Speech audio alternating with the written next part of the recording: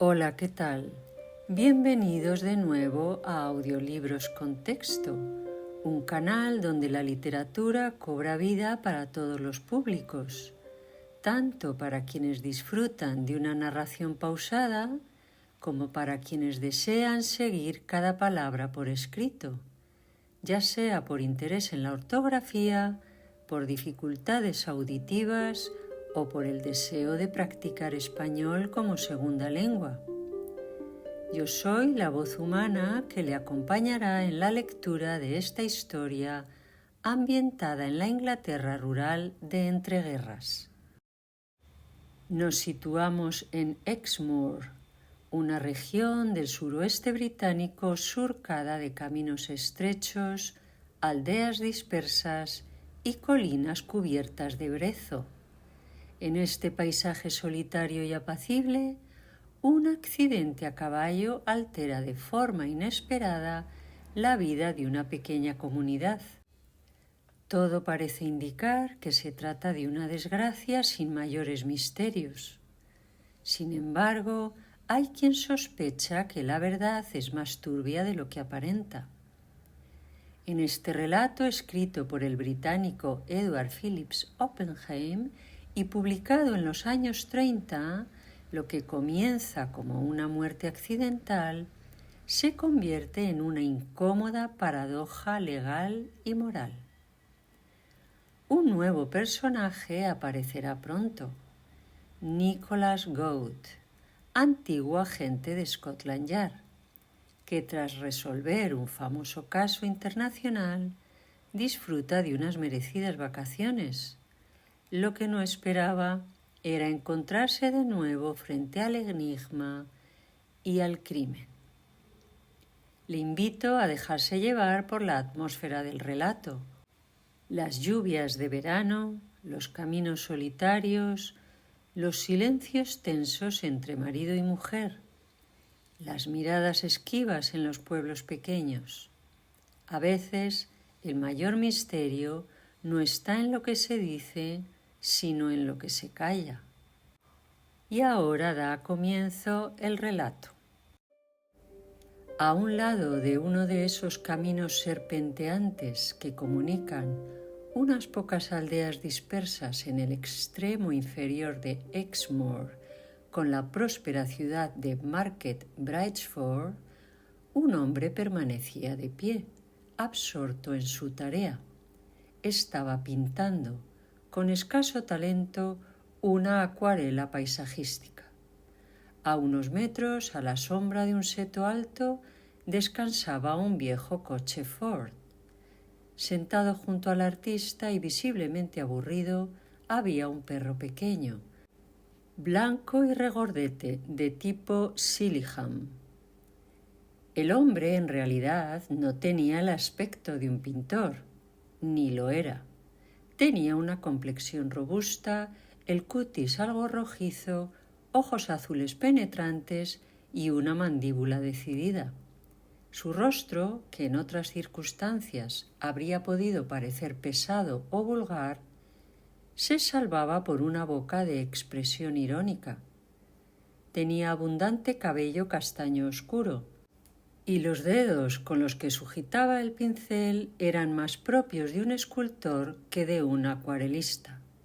Su nombre, Nicholas Goad, de 38 años, y estaba disfrutando, por fin, de unas vacaciones largamente merecidas y ganadas de forma poco habitual. Un mes atrás había capturado él solo a un criminal buscado durante 5 años por la policía de Nueva York y la de Londres. Por ello, recibió simultáneamente un cheque por $25,000 de la ciudad americana y 6 meses de permiso por parte de sus superiores ingleses. Así se explicaba aquella escapada largamente planeada. Fue entonces cuando la calma de aquella tarde de principios de verano se vio alterada por un sonido insólito. Flip, el perro, fue el primero en advertirlo. Se irguió bruscamente y lanzó un ladrido breve y alerta. Goat alzó la cabeza, se llevó la mano a la frente para protegerse del sol y miró hacia la carretera. Un caballo sin jinete galopaba hacia ellos. El estruendo de sus cascos se hacía cada vez más fuerte. A lo lejos, por donde la vía desaparecía hacia las colinas tras cruzar el valle, se distinguía una nube de polvo. No había otro signo de vida en aquel paisaje adormecido. Goat metió su valiosa, aunque mediocre, acuarela en el coche y se situó en medio del camino, sin tener muy claro qué hacer. Era un hombre compasivo, pero también sensato.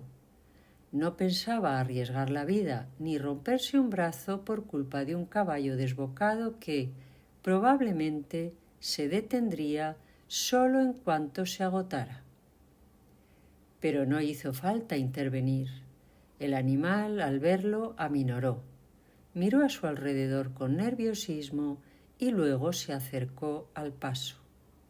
Seguía aterrorizado, las orejas hacia atrás, el pelaje empapado en sudor, los estribos chocando contra sus costados jadeantes. Aún así, pareció reconocer en el hombre que le salía al paso una presencia tranquilizadora. Goat acarició su cuello húmedo, examinó la larga marca que surcaba uno de sus flancos. Lo condujo hasta la hierba al borde del camino y acto seguido subió al coche y emprendió la marcha en dirección contraria, hacia el lugar del que había venido el animal. Unos 800 metros más allá, al borde del páramo que flanqueaba la carretera, Goat llegó al punto del que, según toda apariencia, había partido el caballo. En la hierba, de bruces y sin moverse, yacía el cuerpo de un hombre vestido con ropa de montar. Goat se inclinó sobre él, y aunque estaba acostumbrado a escenas espantosas, no pudo evitar una punzada de horror al contemplar las heridas que deformaban el cráneo y el cuello de aquel jinete. Volvió al coche, cogió una manta y tras lanzar una última mirada al rostro destrozado, lo cubrió con delicadeza. Luego, movido por ese instinto profesional que no lo abandonaba, comenzó a buscar indicios de lucha entre el hombre y el animal. No encontró ninguno. La hierba, blanda y ligeramente húmeda, no estaba pisoteada ni revuelta. Solo mostraba algunas marcas ligeras de cascos. El lugar del suceso era un pequeño entrante de césped rodeado de matorrales de tojo, al que aparentemente el caballo había accedido desde la carretera por algún motivo desconocido. A unos 20 metros se levantaba un cobertizo rudimentario, seguramente un refugio de pastor. No se veía ni rastro de otra persona ni de vehículo alguno. Goat volvió a inclinarse sobre el cuerpo. Estaba todavía caliente. La muerte, pensó, debía de haber ocurrido apenas unos minutos antes. Un ruido suave lo hizo girar la cabeza. Eran pasos. El caballo se había acercado colina arriba y tras detenerse un instante en el borde del camino, se dirigía hacia él despacio, tembloroso y con un relincho bajo. Agachó la cabeza como si reconociera al que yacía inmóvil bajo la manta. Goat acarició de nuevo su cuello sudoroso, examinó con atención la herida infligida en su costado y luego se subió a un pequeño montículo cercano. El polvo en la carretera lejana había desaparecido. No se veía a nadie, ni coche, ni caminante, ni bicicleta. Solo campos, colinas y silencio. Tras reflexionar un instante, se quitó los zapatos. Condujo al caballo discretamente hasta el otro lado del camino y se dispuso a examinar con más detalle el pequeño semicírculo de hierba donde, según todo indicaba, había ocurrido el incidente. Al cabo de un cuarto de hora se incorporó de nuevo, sin prisas, y echó una última mirada a su alrededor. Todavía no se veía a nadie. Sin más demora, se calzó y se dirigió a pie hacia el cobertizo solitario. Poco después de que se desvaneciera la nube de polvo en la carretera, George Unwin giró con suavidad hacia el camino privado que conducía a su casa de campo. Detuvo el coche ante la puerta principal, se quitó los guantes con gesto pausado y observó con satisfacción el entorno. Un césped perfectamente cuidado, un pequeño prado al fondo, flores en abundancia. Todo emanaba orden, prosperidad y equilibrio. Silbando para sí, se agachó a comprobar uno de los neumáticos traseros y dio instrucciones al chofer, que acudía desde el garaje. Luego, con una leve sonrisa, saludó a la doncella que abrió la puerta en respuesta a su timbre. Depositó sombrero y guantes sobre la consola del vestíbulo y, sin dejar de silbar con suavidad, se dirigió con su acostumbrado aire de compostura al estudio que tenía reservado en la planta baja. Nada en su actitud delataba que, hacía apenas 15 minutos, había cometido un asesinato brutal. ¿Está la señora en casa, Rose?, preguntó con cortesía. La señora está descansando, señor, respondió la muchacha. Había pedido el coche pequeño para esta tarde, pero al final lo canceló. Después de comer dijo que tenía dolor de cabeza. Él asintió, sin mostrar la menor alteración. Creo que me serviré un whisky con soda. Tráigame las cosas, por favor. La doncella obedeció al instante y George Unwin preparó su bebida con manos firmes. Sin embargo, en cuanto la joven salió de la habitación, duplicó la dosis de whisky y apuró media copa de un trago. Después se quedó inmóvil, contemplándose en el espejo. No se apreciaba el menor signo de agitación en su rostro, en su atuendo, ni en la pulcra disposición de su cuello y corbata. Vestía como correspondía a un abogado de sólida reputación, con sobriedad y pulcritud. Traje de sarga oscura, corte impecable, camisa blanca de cuello alto y una corbata ancha, dispuesta casi como una corbata de nudo inglés tradicional. Examinó cada detalle con precisión. El cabello negro estaba bien peinado, los ojos, quizá, algo más brillantes de lo habitual. Las mejillas, por lo general pálidas, mostraban un tenue rubor. Satisfecho, se acercó a la estantería y retiró un libro titulado Criminología práctica, parte de una colección selecta sobre el mismo tema. Se dejó caer en un sillón y se sumergió en su lectura. Sabía exactamente qué capítulo buscar. Las confesiones de un asesino que había planeado un crimen durante 3 meses, cuidando cada detalle con precisión científica y que, sin embargo, dejó tras de sí una sola pista. Leyó las páginas con avidez. Luego cerró el libro a medias, manteniendo el dedo como señalador, y se abandonó a sus pensamientos. ¿Había algo que él hubiera pasado por alto? ¿Algún gesto imprudente? ¿Alguna omisión fatal? Una por una repasó las acciones de la tarde. Es cierto que había salido antes del despacho, pero en verano no era inusual. Nadie lo había visto desviarse del camino principal, ni se había cruzado con nadie en ese tramo solitario donde, tal como había previsto, se encontraría con el hombre al que buscaba. Todo se había desarrollado como deseaba. Las palabras iniciales, el momento en que dejó caer la máscara tras años de hipocresía, el estallido súbito de un odio larvado y la violencia contenida que finalmente encontró su cauce. Le había resultado incluso más fácil de lo esperado. Incluso un hombre fuerte, medio aturdido, no resulta tan difícil de matar. George Unwin permaneció en su sillón, paladeando el recuerdo. Los meses de odio oculto se habían consumido en un instante furioso, y en vez de temor o culpa, lo invadía una sensación de alivio triunfal.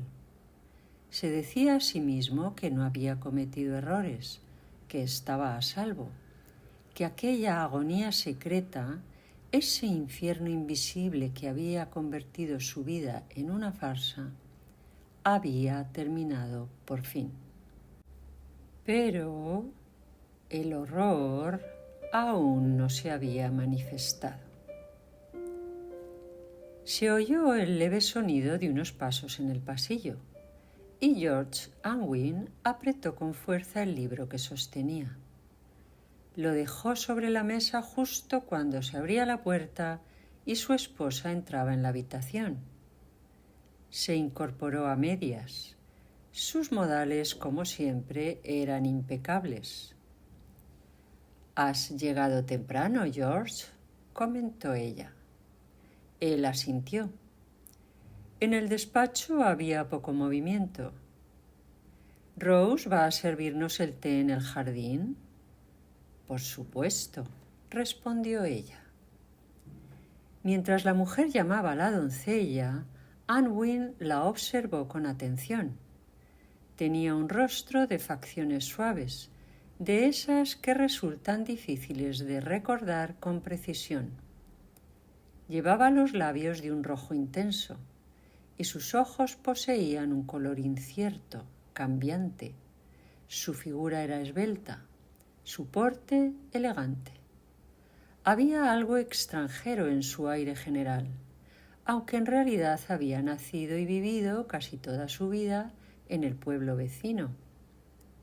Al mirarla, George recordó la vieja leyenda de los colonos españoles que se habían asentado en la zona siglos atrás. Tal vez corría sangre forastera por sus venas, quizá también por las suyas, porque en aquella tarde de verano él no se sentía inglés, no se sentía George Unwin, abogado de la firma Unwin, Brooks and Calvert, secretario del Consejo del Condado, subalguacil y figura destacada de la comunidad. «Pensé que te encontraría de paseo en coche», comentó. «No salgo todas las tardes», replicó ella con ligereza. Mentira. Él lo sabía. Desde hacía días conocía la verdad. Los almuerzos campestres, las salidas al bosque, las llamadas al despacho para asegurarse de que él no estaba. Aquella tarde la había hecho permanecer en casa a propósito, y ella, ingenuamente, había obedecido. Le sirvió el té bajo el gran cedro, y hablaron de temas anodinos, los vecinos, el próximo torneo de tenis, una fiesta en el jardín. Después, con voz neutra, él introdujo un nombre. «¿Has visto a Sir Michael últimamente?». Ella negó con la cabeza sin vacilar. «¿Cómo iba a verlo?», respondió. «Casi nunca viene si tú no estás en casa». Mentirosa, pensó él. La observó con una fascinación nueva. Aquella capacidad para mentir sin titubeos le resultaba admirable y temible. Podía haber sido una excelente criminal. Si no hubiese descubierto su secreto por azar, Tal vez él mismo habría sido su víctima. Una mujer que podía fingir así, también podía matar. ¿Te apetece bajar a ver el campo de heno?, propuso ella. Crask dice que este año habrá buena cosecha. Caminaron juntos, como una pareja más, mientras él encendía su único cigarro vespertino, ese que alargaba hasta la cena. Conversaron con serenidad, sin aparentes reproches. Ningún observador habría imaginado la muralla invisible que se alzaba entre ellos, esa que él había visto crecer día tras día durante meses. De vez en cuando él echaba un vistazo hacia el camino. Pasó el cartero, un repartidor de pan, un conocido en motocicleta que saludó desde lejos. Todo parecía en calma, ninguna noticia, ningún rumor. Y sin embargo, allí, a no mucha distancia, yacía un cadáver.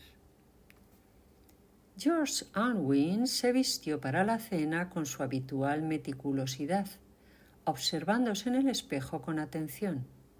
Su rostro, alargado y delgado, no era desagradable, aunque las mejillas se le hundían un poco.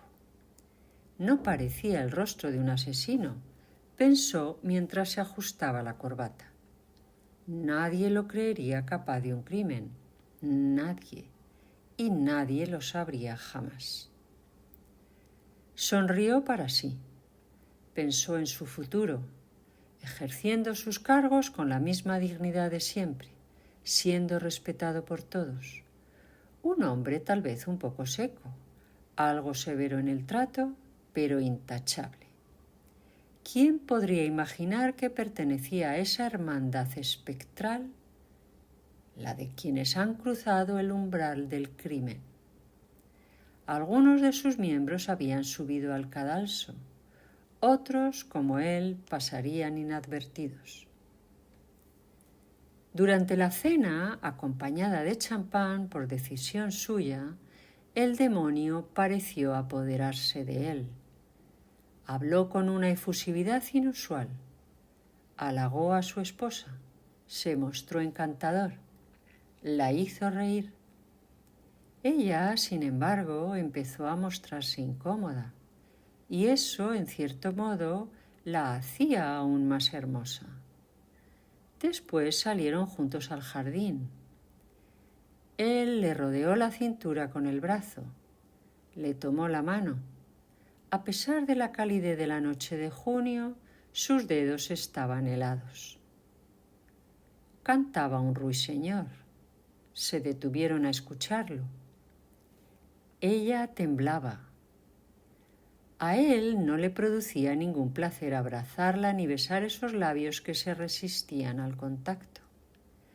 Pero se comportó como un amante apasionado y encontró un placer perverso en su incomodidad. Jugó a fingir deseo y disfrutó viendo su miedo. Cuando ella, por fin, se refugió en su pequeño salón, él la siguió. No pensaba dejarla en paz. Pero entonces, de pronto, sonó el timbre. Un sonido inesperado a esa hora. Y él supo, sí, lo supo enseguida, que la tregua había terminado. ¿Lo habría adivinado también ella? Porque sus ojos brillaban de forma extraña mientras escuchaba los pasos pesados en el vestíbulo. Rose entró con aire solemne. «El sargento de policía desea hablar con usted, señor». Él aún no estaba dispuesto a renunciar a su papel. La crueldad se le encendía como una llama interior. «Hágalo pasar», dijo con calma. El sargento apareció, un hombre corpulento, agitado y sudoroso. Saludó con respeto exagerado a Unwin, representante supremo de la ley en la región. Luego miró a la señora, vacilante, e hizo un gesto como para pedirle que se retirara. ¿Qué sucede, sargento?, preguntó Unwin. Hable con libertad.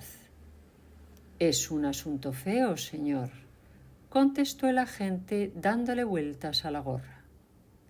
Pensé que tal vez la señora no querría escucharlo. Siga, intervino ella. Su voz, aunque apenas audible, parecía crujir en el silencio de la sala. Ha habido un accidente, dijo el sargento. Uno muy grave. ¿Alguien herido?, preguntó Unwin. ¿Quién?, susurró la mujer, y su voz cortó el aire como un cuchillo. Sir Michael, señor. Señora, respondió el agente con solemnidad. Iba a caballo, según parece. Ha tenido un percance. ¿Está mal herido?, preguntó Unwin. El sargento negó con la cabeza. Ya estaba muerto cuando lo encontraron, señor. Un turista de Londres que se topó con el cuerpo y se quedó a esperar durante más de una hora hasta que pasara alguien. Ha sido por la zona del camino de Catfield. No es un lugar muy transitado. George Unwin tomó un vaso de agua y lo acercó a los labios de su esposa, pero ella lo rechazó con un gesto. Estaba lívida, pero no parecía a punto de desmayarse. ¿Quiere decir que está muerto, sargento?, preguntó ella. Así es, señora. Y una terrible desgracia. Mejor hombre y mejor señor no ha habido. Se cree que cayó de cabeza y que la yegua lo pateó cuando trataba de levantarse. Una noticia espantosa, murmuró Unwin con un tono que hasta a él le sorprendió por su gravedad.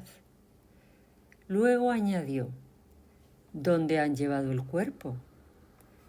Precisamente vengo a consultárselo, señor. Solo había un carro de granja por allí y lo han trasladado a la posada La Vaca Roja, en Catfield.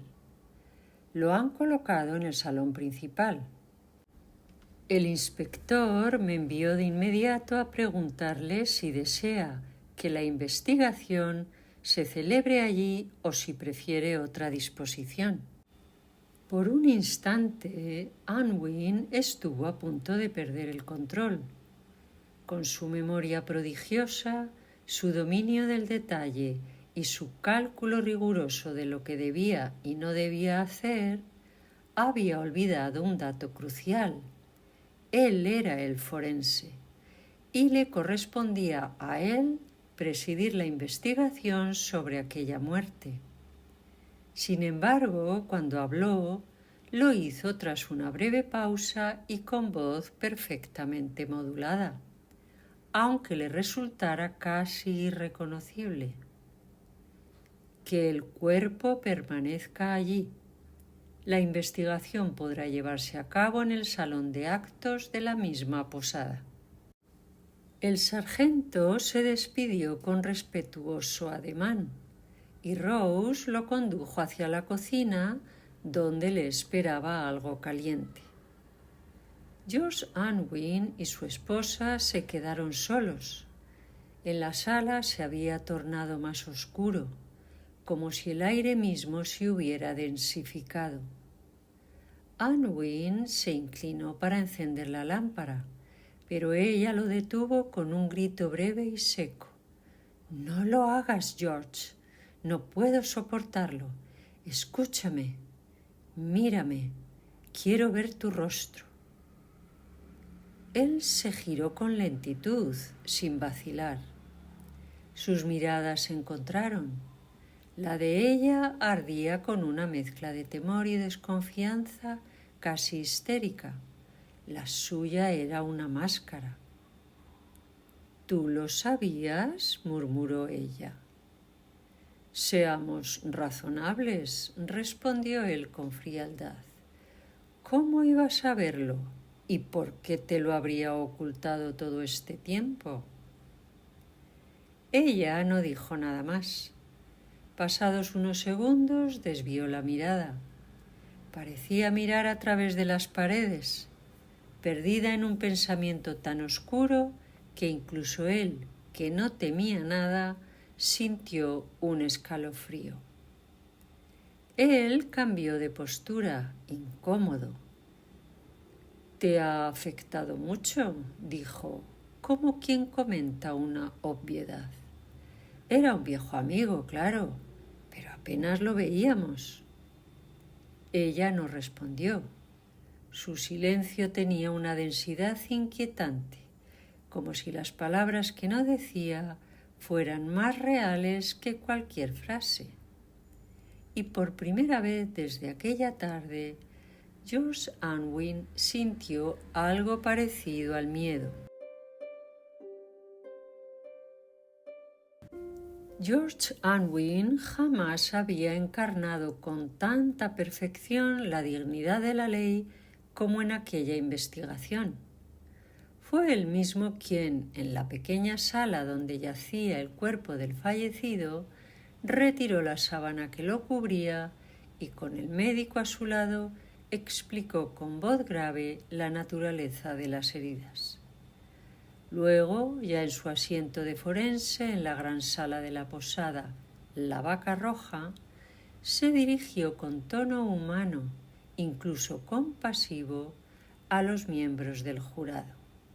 5 granjeros, un guardabosques, un maestro retirado, un jornalero y varios tenderos locales. «Este es un caso, señores», dijo, «que creo que no les planteará dificultad alguna. El doctor les explicará que las lesiones que causaron la muerte de nuestro querido vecino fueron provocadas, sin duda, por la herradura de un caballo. ¿Cómo fue que Sir Michael cayó? Eso no lo sabremos jamás. Tal vez el animal tropezó, quizá ambos rodaron por la pendiente y al intentar reincorporarse la yegua le propinó una patada mortal.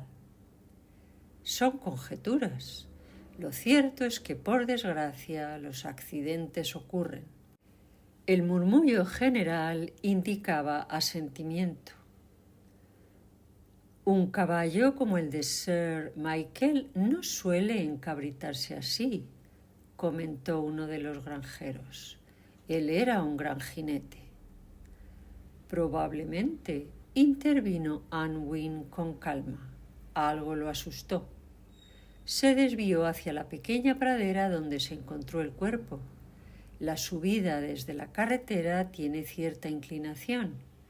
Si tropezó al subir, ni el mejor jinete del mundo podría evitar una caída. «Así es», concedió otro de los presentes. «¿Y el hombre que encontró el cadáver? Nos habría gustado escucharlo», dijo otro miembro del jurado. «Ha sido citado», explicó Unwin.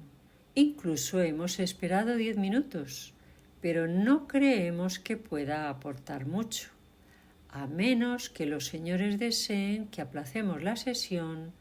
Podríamos emitir ya el veredicto.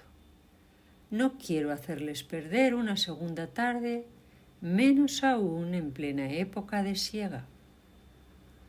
En ese momento un claxon sonó desde el exterior. Unwin alzó la cabeza. A su oído el sonido tenía algo de siniestro, pero su compostura no se alteró. «Tal vez sea nuestro testigo», dijo con cortesía. Se oyó un golpe en la puerta. El sargento la abrió. Entraron Nicholas Goad y tras él un hombre alto y delgado, con aire militar. «Ahí está el jefe de policía», susurró uno de los granjeros. «¿Qué andará buscando?». El forense saludó con cortesía a los recién llegados. Se prepararon sillas para ambos. «Lamentamos el retraso», explicó Goad con voz tranquila, Me informaron que la sesión era a las 3:30. De todos modos, se volvió hacia su acompañante. El jefe de policía se inclinó y murmuró algo al oído de Unwin. Se hizo el silencio. El forense asintió varias veces, escuchando con atención. Una vez, apenas un segundo, se giró para mirar a Gould, pero su rostro no traicionó emoción alguna. Finalmente se dirigió al jurado.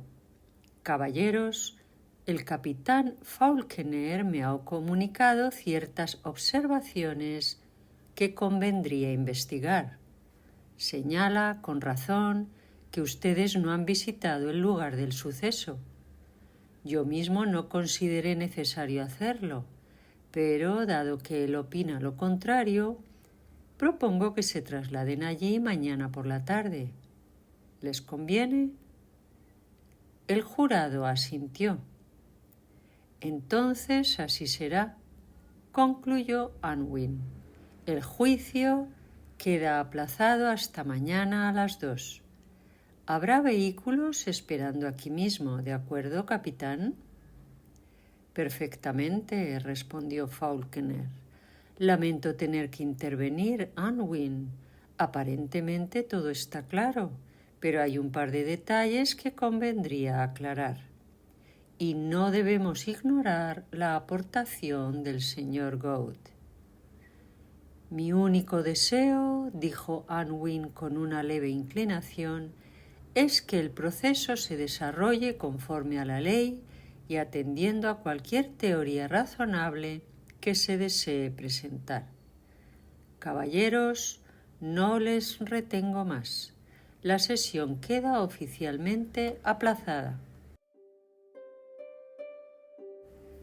George Unwin no tenía ningún asunto urgente que lo llamara a su despacho en Market Braceforth, pero al terminar el juicio tomó deliberadamente la dirección contraria a su casa. Durante toda la tarde permaneció en su oficina, despachando papeles sin importancia, contestando cartas irrelevantes. A su alrededor los empleados se movían en silencio, respetuosos como siempre.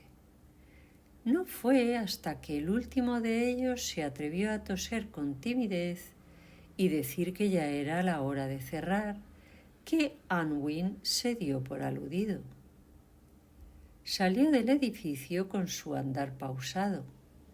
Cruzó la calle y entró en el salón del Hotel Crown, donde lo recibieron con las muestras habituales de deferencia. Bebió una copa de jerez añejo, saludó a los parroquianos y enseguida se convirtió, como de costumbre, en el centro de atención. Su opinión era buscada y respetada, y aquel día todos esperaban oírle hablar de la investigación en curso. Pero Unwin despachó el asunto con un gesto digno y sobrio. Después de mañana podremos comentarlo. Hasta entonces, sub iudice, ¿entendido? Nadie entendía del todo la expresión latina, pero todos asintieron con solemnidad. Poco después encendió un cigarrillo y se despidió con cortesía. En la calle le desearon buenas noches con deferencia. Era un hombre importante, representaba la ley, un pilar del condado, junto al banco, la iglesia y el terrateniente local. Regresó a casa poco antes de la cena. Frente al espejo, mientras se ajustaba la corbata, se examinó con atención. ¿Eran imaginaciones suyas o tenía sombras bajo los ojos? El calor, se dijo. El día había sido pesado y esa pausa inesperada en el juicio resultaba irritante. Él habría preferido dejar el veredicto bien sellado esa misma tarde. Julia, su esposa, se retrasó. había estado, según dijo, dando un paseo por el jardín. ¿Sería cierto o lo evitaba? Durante la cena hablaron del clima, del heno, de las rosas, nada más. Él estaba demasiado cansado para proseguir el juego de la víspera. No tenía fuerzas para torturar ni ganas de moverse. Después de la comida, se sentó bajo el gran cedro, con el café en la mano. Julia se unió a él al cabo de unos minutos. Ya atardecía. ¿Ya ha terminado? No, respondió él. La investigación ha sido aplazada. Se oyó un pequeño jadeo, un sonido apenas audible, como si algo se rompiera por dentro. ¿Aplazado? ¿Por qué?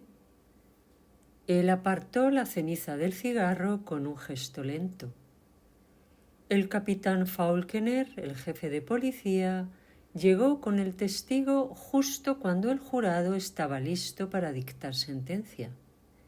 Le pareció prudente que todos vieran el lugar. Irán mañana por la tarde. ¿Quién es ese hombre que encontró el cuerpo? Se llama Nicholas Gould. Dice ser artista. Un relámpago rasgó el cielo. Ella se estremeció. Creo que se acerca tormenta, susurró. Yo también lo creo, dijo él. ¿Entramos? Ella negó con la cabeza.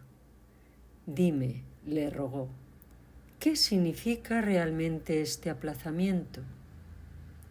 Sus ojos se encontraron y por un instante terrible pareció que cada uno podía ver el secreto del otro. No significa nada, respondió él, solo una pérdida de tiempo. No se sabrá más de la muerte de Sir Michael de lo que ya se sabe. Julia guardó silencio. Un banco de nubes oscuras invadía el cielo. Un nuevo relámpago, seguido esta vez por el trueno, iluminó el jardín. Comenzaron a caer gotas gruesas y dispersas. Él se incorporó. Vamos, rápido. Sabes que los relámpagos te asustan. Ven. Pero ella no se movió. Se encogió aún más en la silla. Él supo entonces que ya no era el rayo lo que ella temía. La dejó allí. La lluvia caló sus finas ropas. Cuando él desapareció, ella se levantó y entró en la casa por la puerta trasera. La escena había cambiado por completo. El rincón solitario del camino, donde Sir Michael había sido hallado muerto, estaba ahora acordonado por una docena de agentes. Una cuerda marcaba un perímetro de unos 70 u 80 metros de terreno, incluyendo la pequeña pradera semicircular y el cobertizo. Los miembros del jurado, llegados en 4 automóviles, vagaban desconcertados por el lugar, sin saber muy bien qué observar. El cielo, nublado aún por los restos de la tormenta de la noche anterior, parecía presagiar algo más que lluvia. El capitán Faulkner se acercó a Unwin y le ofreció el brazo con una cordialidad forzada. Antes de continuar, George, dijo en voz baja, creo que deberías estar al tanto de todo. Nuestro amigo Gould, que por cierto no es pintor, sino un inspector retirado de Scotland Yard, vino ayer por la mañana a verme y me hizo notar ciertos detalles. Al principio, debo admitirlo, su teoría me pareció exagerada, pero acabó por convencerme. ¿Qué teoría? Preguntó Unwin con la voz justa de interés. Primero las heridas, explicó Faulkner. Según Gould, tienen la forma de una herradura, pero no corresponden a la parte trasera de la misma. Además, se ha realizado un registro entre los matorrales. ¿Ves aquel grupo de tojos a unos 20 metros? Allí uno de los agentes ha encontrado una herradura suelta, con manchas de sangre en un punto que coincide exactamente con la herida más grave. ¿Y eso qué prueba? Que no fue una patada accidental, dijo el capitán, sino un golpe certero, como si alguien hubiese lanzado esa herradura contra la cabeza de la víctima, justo desde esa distancia. ¿La herradura está aquí? Sí, será presentada al jurado, pero hay más. No hay señales de que el caballo cayera o se revolviera en el suelo. El césped no está pisoteado. En cambio, hay huellas de 2 pares de zapatos distintos. Y otro dato curioso. Sir Michael nunca usaba látigo. Sin embargo, la yegua presenta una marca brutal en el costado. La he visto esta mañana. ¿Y algo más? Falconer asintió con gravedad. Goat revisó el cobertizo mientras esperaba. ¿Ves esa piedra del rincón? Anwin no respondió. Allí debajo hemos encontrado esto, dijo Falconer, sacando un pequeño trozo de papel arrugado. Lo reconoces, ¿verdad? Es de tu propio bloc de notas. Anwin tomó el papel. La tinta ya comenzaba a correrse con la humedad de sus dedos. 4 palabras, escritas con trazo tembloroso pero inconfundible. Ten cuidado, George sospecha. Un sudor frío le perló la frente. Reconocía esa caligrafía y sabía que aquello era una sentencia. Goat tiene una teoría, continuó el capitán. Cree que Sir Michael se citaba aquí con alguna mujer del pueblo, que el marido o amante de esa mujer descubrió el encuentro y dejó este aviso, que esperó oculto y atacó por sorpresa, que golpeó a la víctima con la herradura, asustó a la yegua con un latigazo y la dejó huir sola para simular un accidente.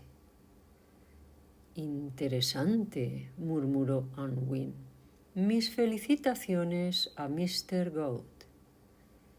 Espera un momento más, dijo Falconer, señalando a los miembros del jurado que salían del cobertizo. Ahora lo han visto todo. Podemos volver al pueblo y reabrir la sesión.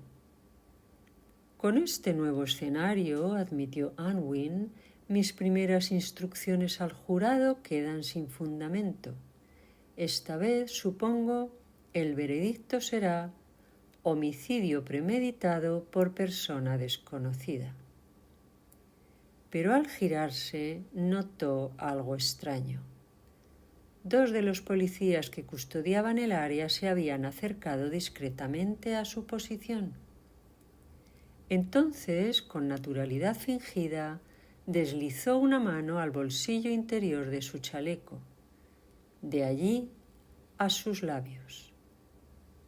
Demasiado tarde. Tal vez no sea desconocida, dijo el capitán. Esa nota fue escrita por tu esposa.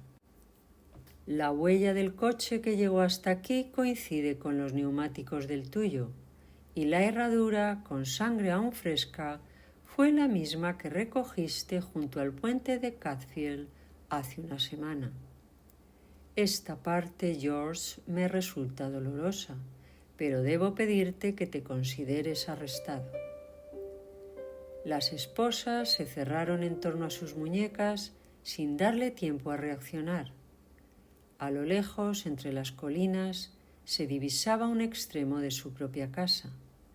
La carretera ondulaba ante sus ojos como si se derrumbara. 2 alondras cantaban justo encima de él. Una ráfaga de aire traía el aroma dulce del heno recién cortado. mezclado con el tomillo salvaje y la flor del tojo. El cielo se nubló. Algo dentro de él se quebró. Los miembros del jurado, su jurado, lo observaban atónitos. Reuniendo toda su voz, pronunció su última instrucción. Señores del jurado, el veredicto debe ser homicidio premeditado por George Unwin. Yo lo maté. Gracias a Dios que lo maté. Un tipo curioso, decidieron en la cena de los granjeros el sábado siguiente.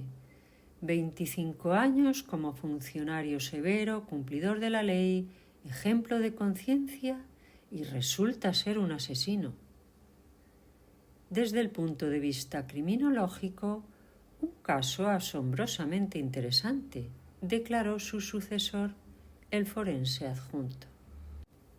Seguro que tenía una gota de sangre extranjera, insistió uno de los 12 miembros del jurado. Fin. Epílogo.